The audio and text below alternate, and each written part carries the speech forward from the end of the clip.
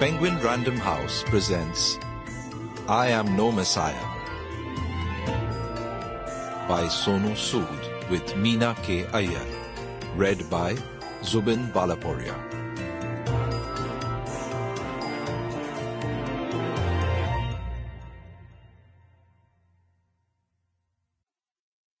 I Am No Messiah, Sonu Sood with Meena K. Iyer.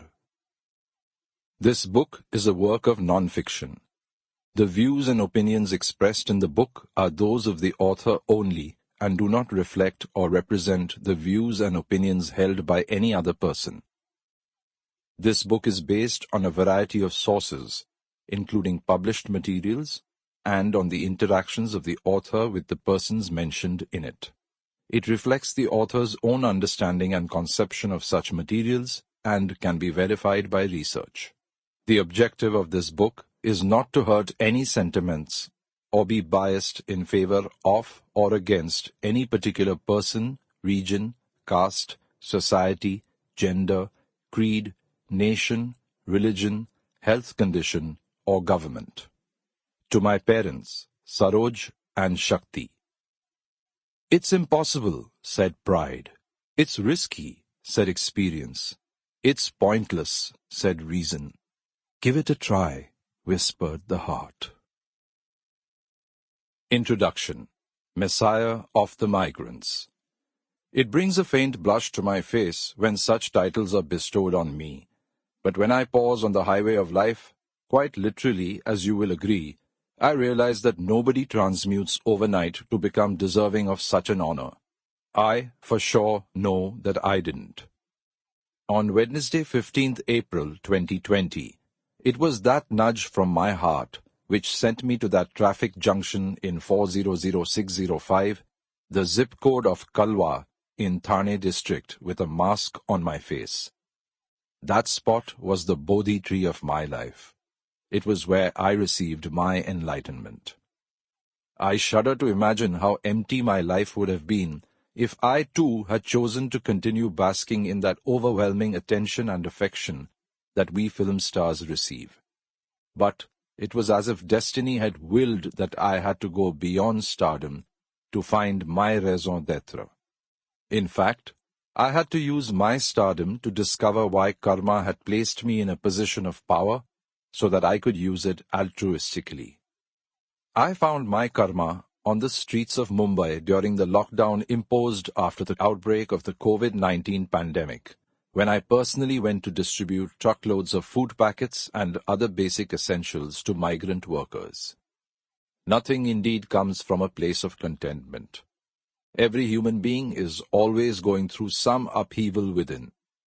But while inner turmoil can be bothersome, it can also help a person go down an untried, fulfilling path, the road less traveled.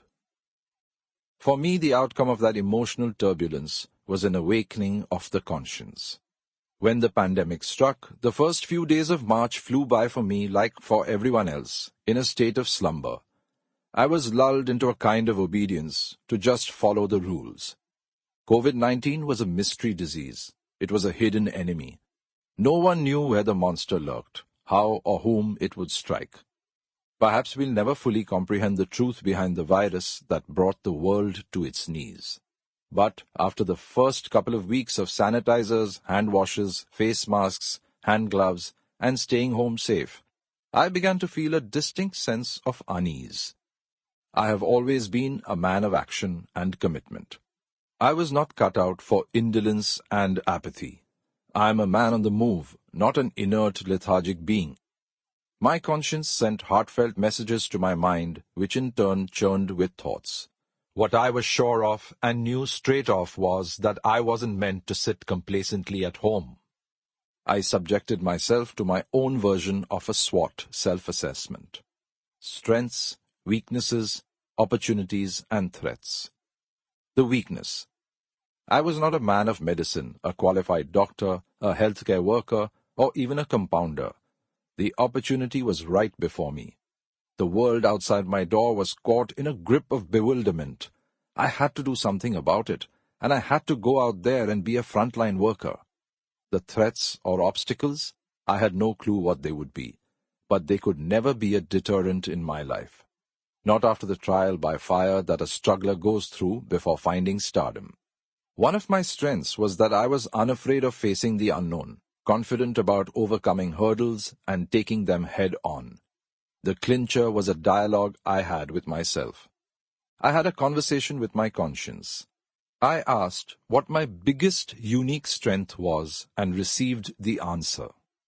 I was a celebrity.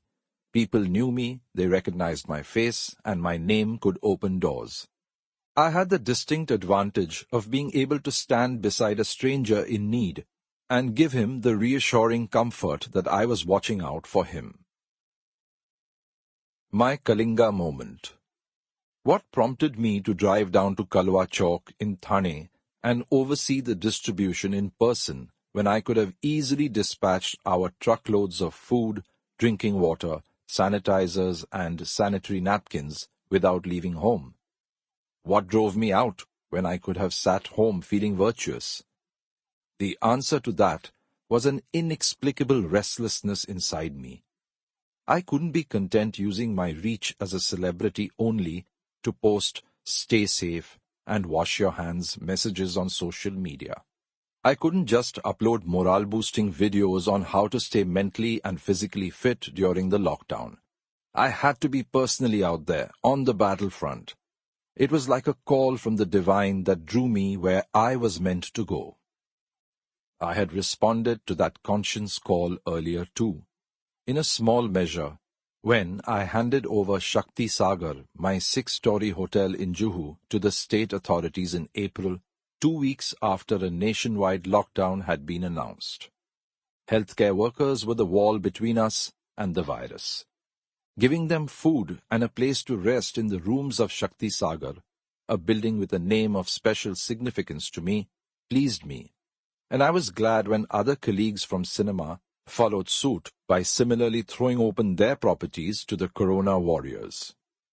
Buying this building on 24th May 2018 had been for me a confirmation that I'd reached a place of worth in life, an achievement that I had earned and not inherited from a big-name production house. It's a story I shall soon share, but naming the building after my late father, Shakti Sagar, was particularly gratifying. It was as if my parents were looking down from heaven and guiding me to do what they'd always taught me to do: help people. The very first time that I stepped out to distribute food packets to migrant workers during the lockdown, my wife Sonali asked me, "Sonu, where are you off to?" She reminded me that a lockdown meant staying at home. That was on 15th April. I placated her by saying that it was personally very important for me to do this, and she relented. And thank God I took that step. That day, 15th April, was my Kalinga moment, when life, as with Emperor Ashoka, put me on a course I had never thought was on my itinerary.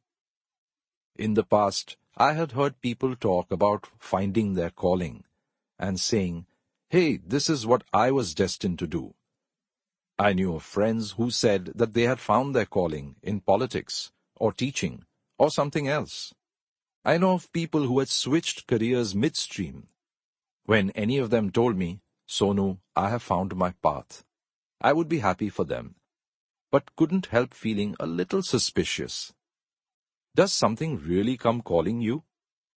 Is it an inward or outward sign? Do you get hit in the middle of your life with a purpose?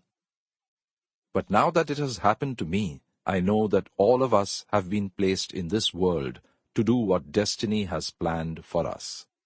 You never know when that plan will be rolled out, when that plan will call out to you. I've been in the Indian film industry for close to 2 decades.